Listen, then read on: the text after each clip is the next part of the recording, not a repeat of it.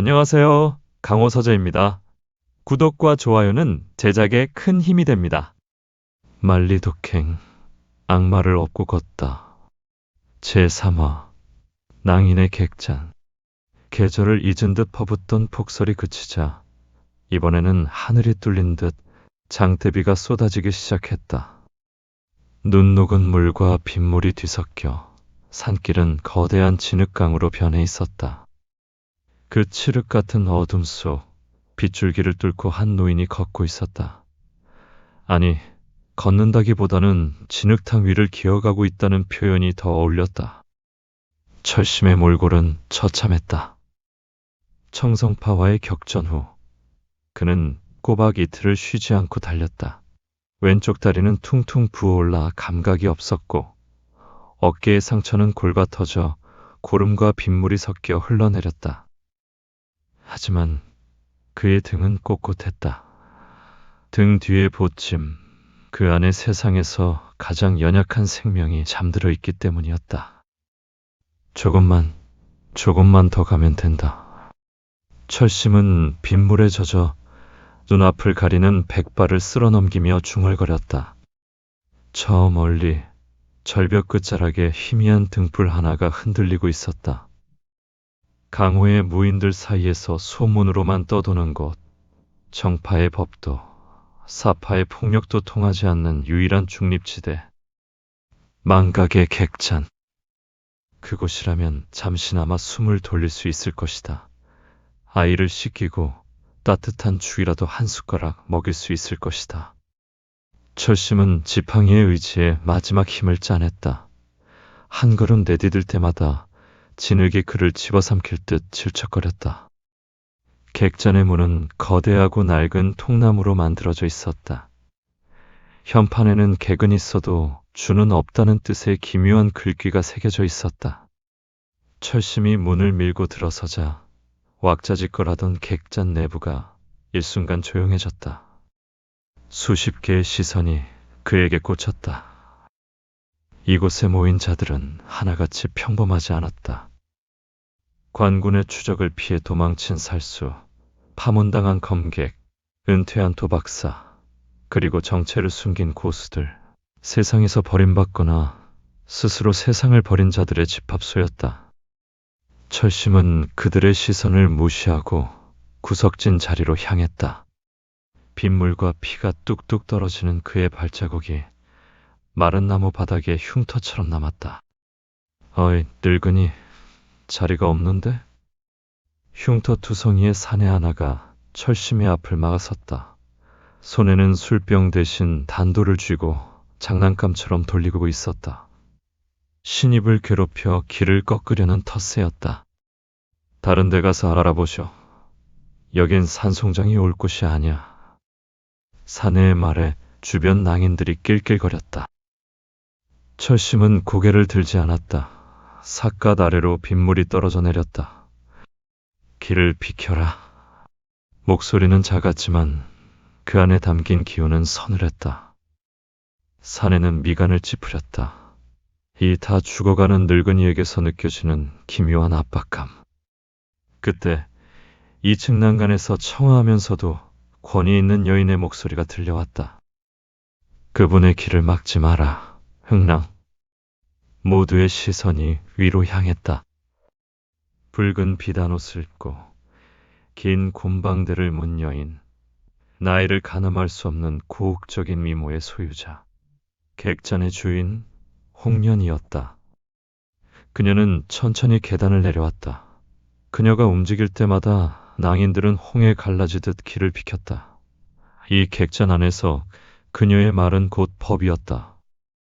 홍련은 철심의 앞에 멈춰섰다. 그녀의 눈빛이 철심의 젖은 어깨와 피 묻은 보침을 훑어내렸다. 그리고 삿갓 아래 감춰진 철심의 눈을 마주보았다. 오랜만이군요. 10년 만인가요? 철심은 그제야 고개를 들었다. 씁쓸한 미소가 입가에 번졌다. 많이 늙었군. 나도, 자네도. 당신은 늙어서 추해졌지만 전 여전히 곱답니다. 홍련은 농담처럼 말했지만 그녀의 눈가는 미세하게 떨리고 있었다.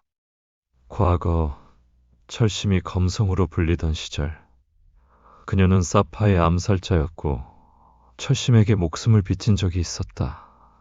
그리고 그 빚은 연무라는 이름으로 남았으나 정파의 영웅과 사파의 암살자는 맺어질 수 없는 운명이었다. 방을 내어드려라.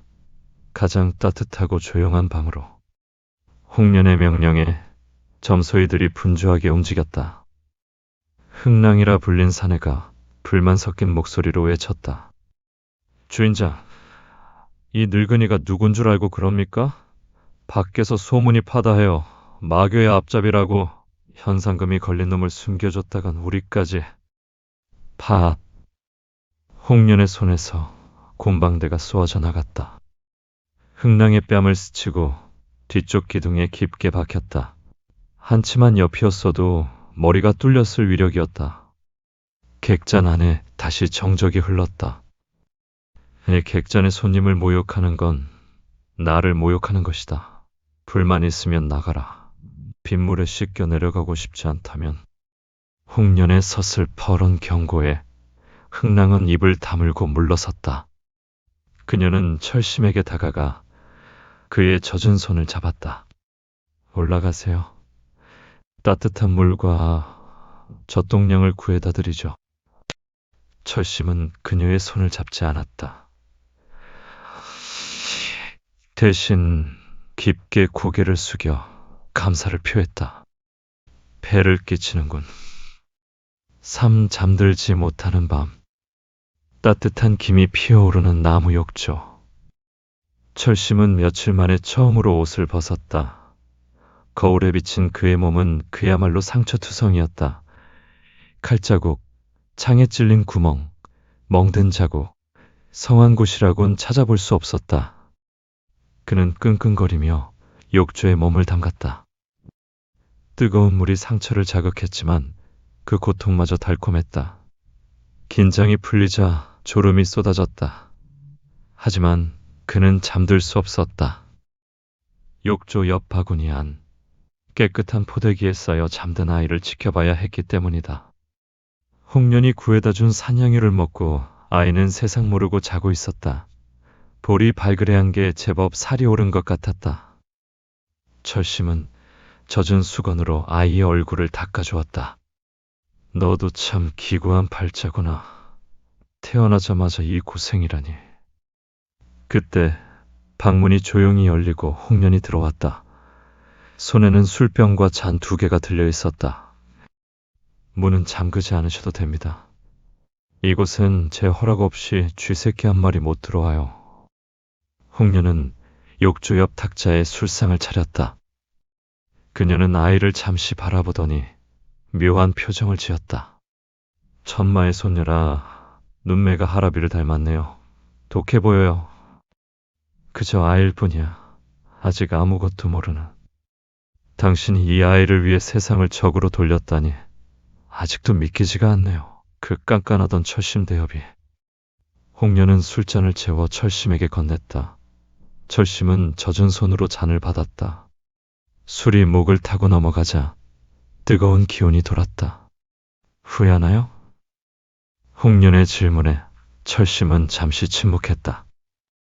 후회?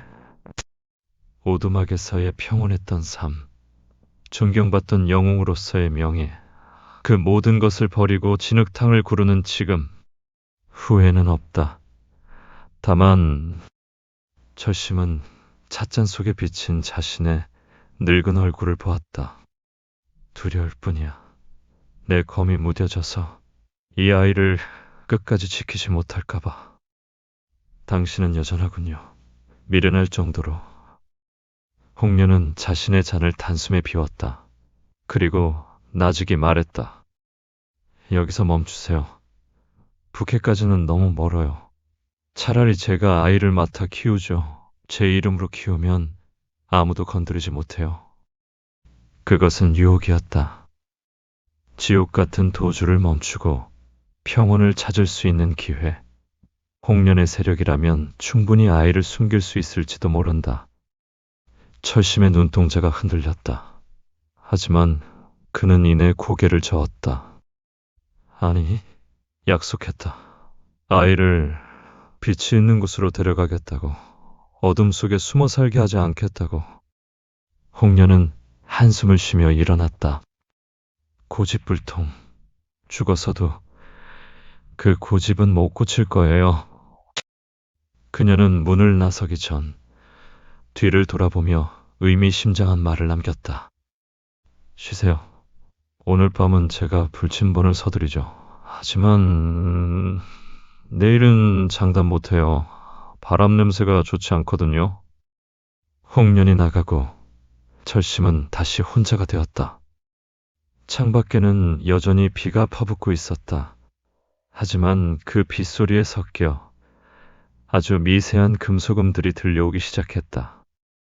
철심은 본능적으로 욕조 옆에 둔 검을 손에 쥐었다. 평화는 짧았다. 객잔을 포위하고 있는 것은 단순한 추격대가 아니었다. 어둠 속에서 번뜩이는 수많은 눈빛들. 그들은 먹이를 노리는 늑대떼처럼 조용히 숨을 고르고 있었다. 철심은 선잠에서 깼다. 등골을 타고 흐르는 서늘한 감각, 살기였다. 그는 본능적으로 아이가 잠든 바구니를 감싸 안으며 한 손으로 검자루를 움켜쥐었다. 방 안은 고요했다. 촛불은 이미 꺼져 어둠뿐이었다. 하지만 창호지 문 밖, 복도에서 들려오는 미세한 삐걱거림. 숙련된 자의 발소리였다. 하나가 아니다. 셋넷, 아니 그 이상. 홍련이 배신한 것인가? 철심의 뇌리에 의심이 스쳤다. 그녀는 사파 출신이었다. 이익에 따라 움직이는 것이 그들의 생리다. 하지만 곧 고개를 저었다. 그녀의 눈빛은 진심이었다. 10년 전이나 지금이나 그렇다면 저들은 누구인가? 홍련의 감시망을 뚫고 여기까지 들어올 수 있는 자들. 똑똑. 방문을 두드리는 소리가 들렸다. 아주 정중하고 그래서 더 소름 끼치는 노크 소리. 주무십니까, 대엽? 낯선 목소리였다. 낮고 탁한 쇳소리가 섞인 음성. 철심은 대답하지 않고 검을 천천히 뽑았다. 대답이 없으시니 깨어 계신 걸로 알겠습니다. 들어가도 되겠습니까? 대답도 듣지 않고 문이 스르르 열렸다. 복도에 희미한 등불을 등지고 한 사내가 서 있었다. 검은 복면에 검은 옷, 손에는 기이하게 굽은 단검을 들고 있었다.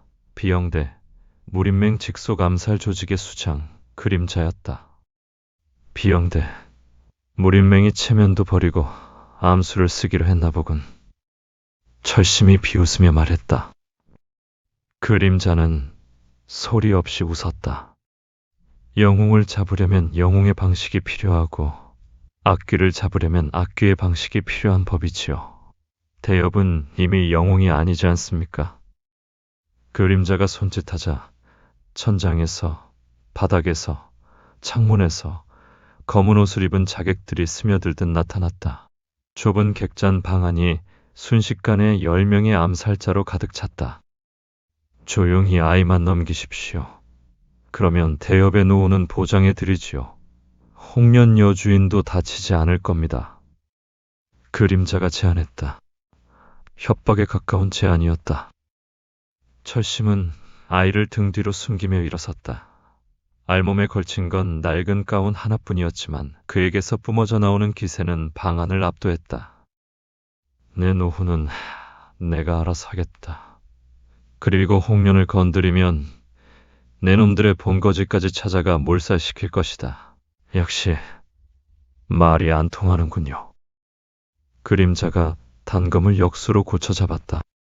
그 순간 과직! 천장이 무너지며 누군가가 떨어져 내렸다. 붉은 비단 옷자락이 춤을 추듯 휘날렸다. 홍련이었다. 그녀의 손에는 긴 곰방대 대신 서슬퍼런 비수 2자루가 들려 있었다.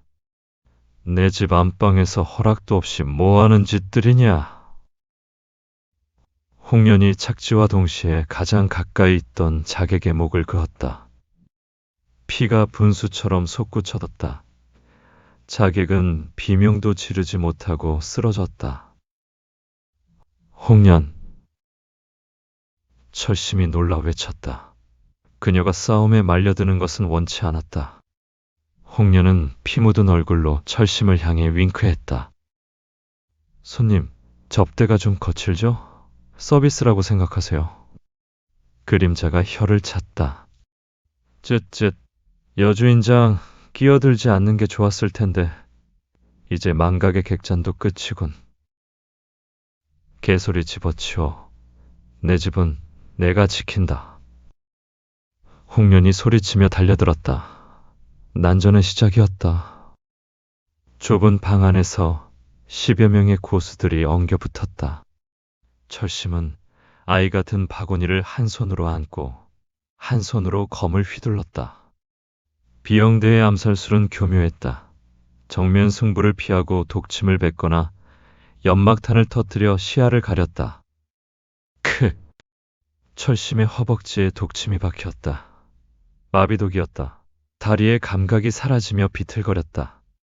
그 틈을 타 자객 둘이 아이를 향해 쇄도했다. 안 돼. 철심이 몸을 던져 막으려 했지만 늦었다. 칼날이 바구니를 찌르려는 찰나. 캉! 캉! 홍련이 날아와 빗으로 칼날을 쳐냈다. 하지만 무리한 동작이었다. 뒤에서 날아온 그림자의 단검이 홍련의 옆구리를 깊게 찔렀다. 윽! 홍련의 입에서 신음이 터졌다. 붉은 옷 위로 더 붉은 피가 번졌다. 그녀는 비틀거리면서도 철심을 밀쳤다. 가요. 빨리 창문으로.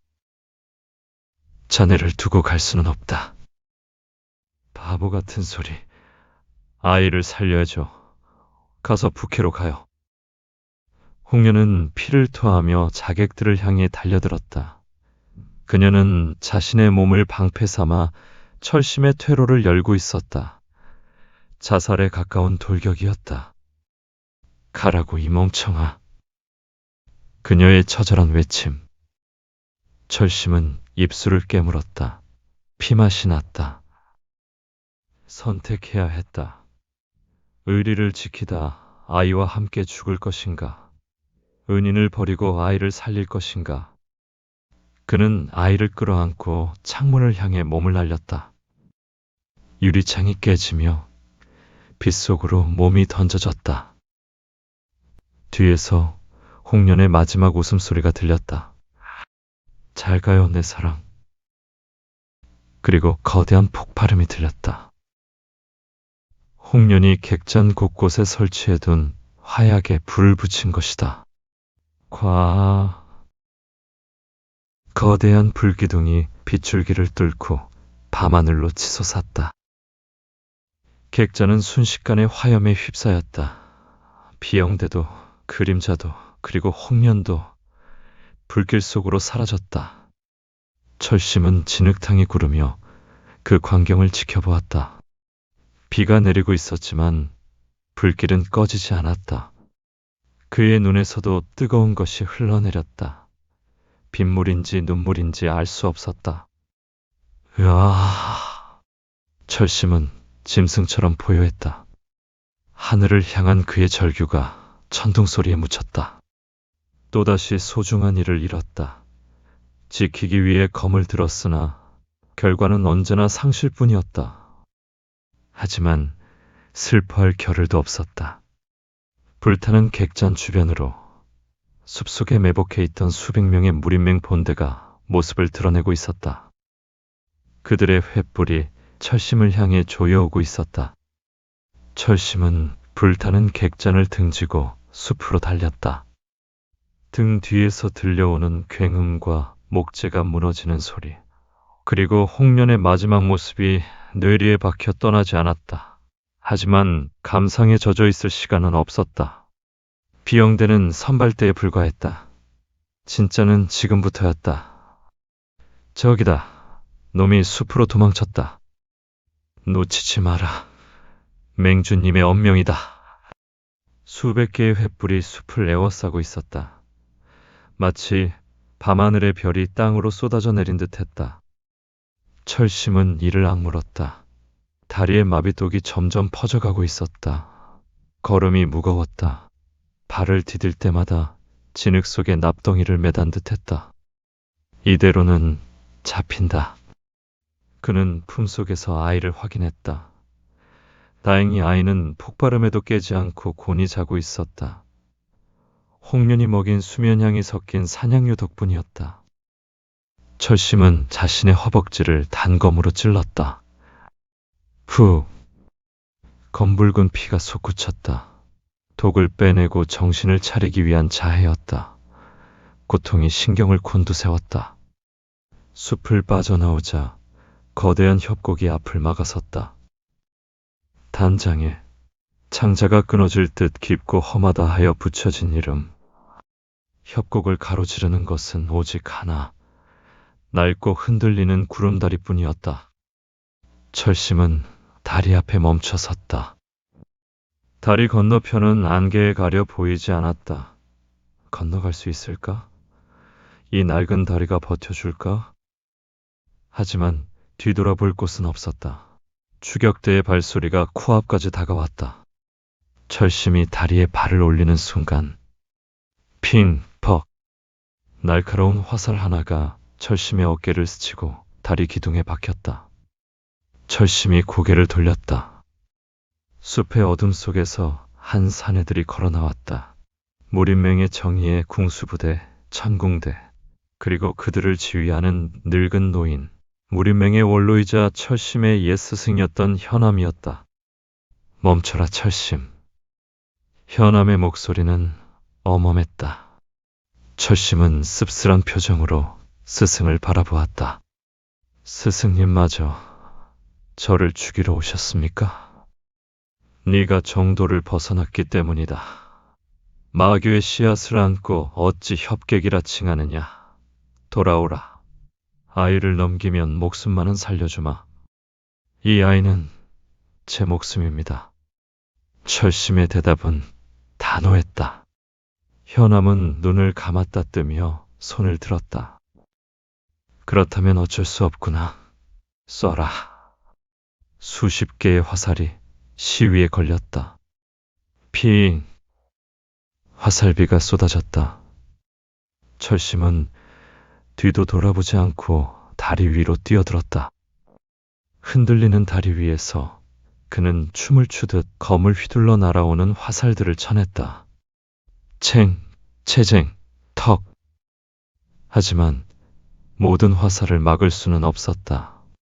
화살 하나가 철심의 종아리를 관통했다. 또 다른 화살이 등 뒤의 보찜을 스치고 지나갔다. 철심은 비틀거리며 다리 난간을 잡았다. 으윽! 발밑은 천길 낭떠러지. 떨어지면 시신조차 찾을 수 없다. 그는 다리에 박힌 화살을 부러뜨리고 다시 달렸다. 다리를 끊어라. 현암의 비정한 명령이 떨어졌다. 화살이 다리의 밧줄을 노리고 날아들었다. 팅! 팅! 굵은 동아줄이 하나둘씩 끊어지기 시작했다. 다리가 심하게 요동쳤다. 철심은 중심을 잃고 넘어졌다. 다리 판자가 부서지며 한쪽 다리가 허공에 빠졌다. 안 돼. 철심은 필사적으로 밧줄을 붙잡았다. 몸이 허공에 매달렸다. 등 뒤에 아이가 울음을 터뜨렸다. 추격대는 다리 입구까지 다가와 밧줄을 자르려 하고 있었다.